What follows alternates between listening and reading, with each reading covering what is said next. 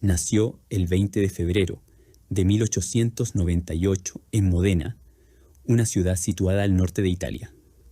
Aunque él siempre aseguró que su cumpleaños era el 18, según la historia que él mismo contaba, una nevada impidió a su padre registrar su nacimiento hasta 2 días después. Una historia algo dudosa, puesto que su madre le enviaba cada 20 de febrero una postal de cumpleaños.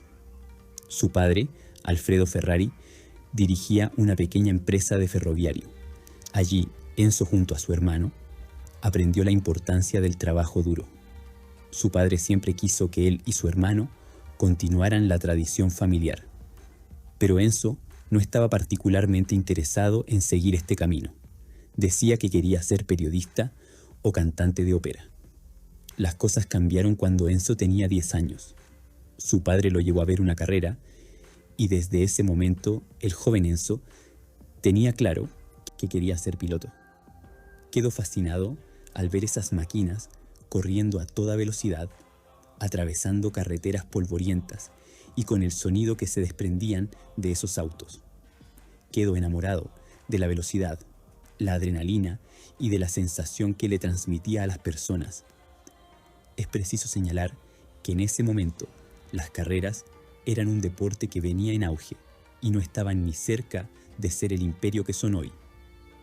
Un dato curioso es que en esa misma carrera, Enzo pudo ver correr a Vincenzo Lancia, piloto, fundador de Lancia y uno de los pioneros del automovilismo.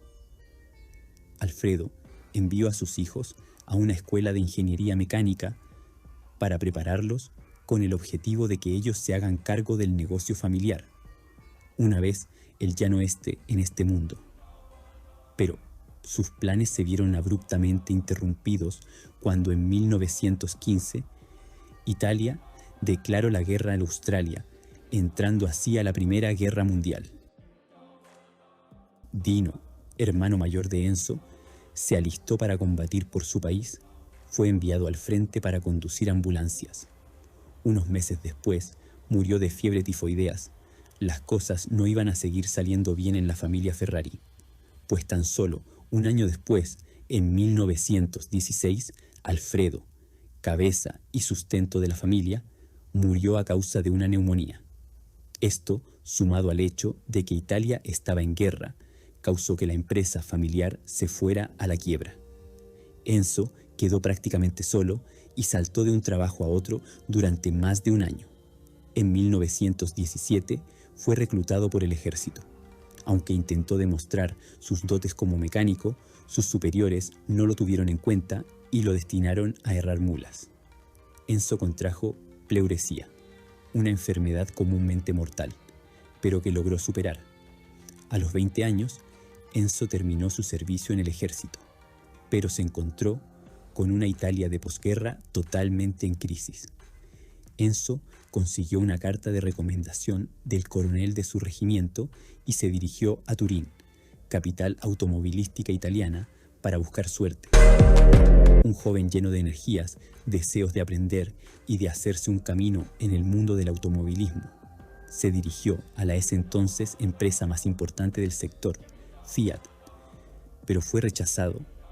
Esto fue un golpe duro para Enzo, quien confesó que lloró y casi se dio por vencido. Finalmente, la empresa Siemens le daría la oportunidad de entrar al sector. Esta pequeña empresa se dedicaba a la fabricación de autos y de piezas mecánicas. Allí, Enzo participó en su primera carrera como piloto importante, en la Parmapoglio di Barseto, una competición de montaña. Tuvo un desempeño notable como debutante, quedando en 4º puesto. Las carreras en aquel entonces no contaban con las normas de seguridad que existen hoy, por lo que los decesos y accidentes eran frecuentes. Alfa Romeo finalmente lo contrató en 1920 como su piloto oficial. Poco después de unirse a Alfa Romeo, el joven piloto cosechó una serie de éxitos. Todo comenzó con un 5º puesto en la Targa Florio y, poco después, un 2º puesto en Mugello. No fue hasta 1923, durante el Circuito del Sabio, cuando consiguió su primera victoria en la categoría P1, lo que atrajo la atención del conde y la condesa Baracca, padres del legendario piloto italiano de la Primera Guerra Mundial, Francesco Baracca. La condesa le regaló una fotografía firmada de Francesco y le pidió a Ferrari que usara el emblema de su hijo en sus coches. Este emblema representaba un caballo a la carga y más tarde sería el símbolo que Ferrari usaría en su compañía automovilística.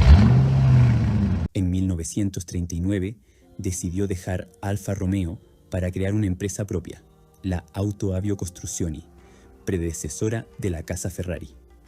Debido a una cláusula de su contrato, no podía usar su propio apellido como marca hasta 1944.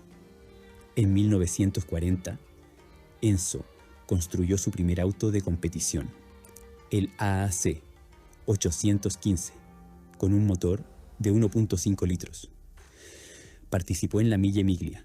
No tuvo éxito debido a que el auto tenía muchas fallas mecánicas, pero esto le sirvió como lección para la creación de la exitosa Ferrari.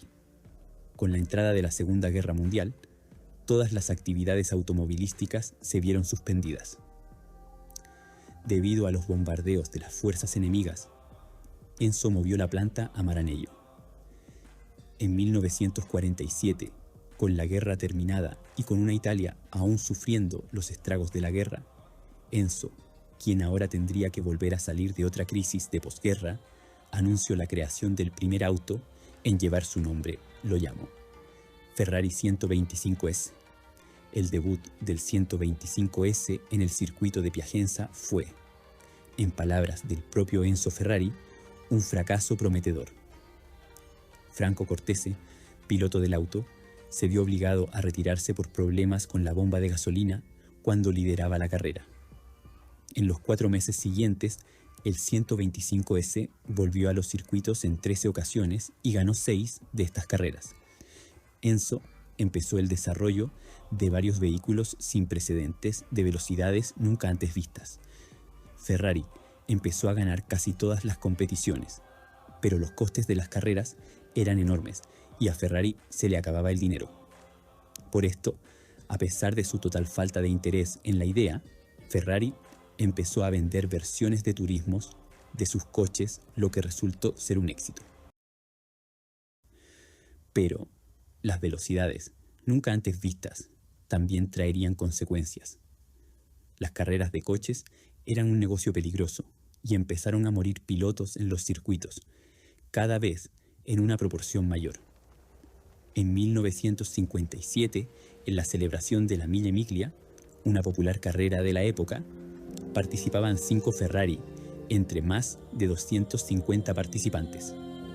Más de 10 millones de personas se acercaron a ver pasar los automóviles a lo largo del circuito. Por su extensión, era casi imposible controlar a todo el público. El Ferrari más potente, el 335 de 4,1 litros al mando del prometedor piloto español Alfonso de Portago, perdió el control y se fue hacia el público. Más de 15 personas murieron, incluido, por supuesto, el piloto, y muchas más quedaron heridas. Enzo Ferrari fue acusado de homicidio sin premeditación. 4 años después se retiraron los cargos. A pesar de sus éxitos profesionales, su vida familiar no era nada placentera. Su madre y su esposa, Laura, se detestaban mutuamente. En 1932, Laura dio a luz a su primer hijo, Dino Ferrari.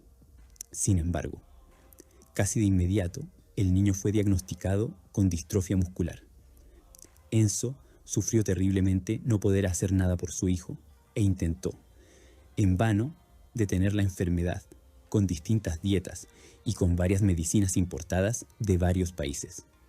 Finalmente, Dino murió en 1956 a sus 24 años, causando un intenso dolor en Enzo Ferrari. Desde entonces, Enzo visitaba todas las mañanas la tumba de su primer hijo antes de ir a trabajar.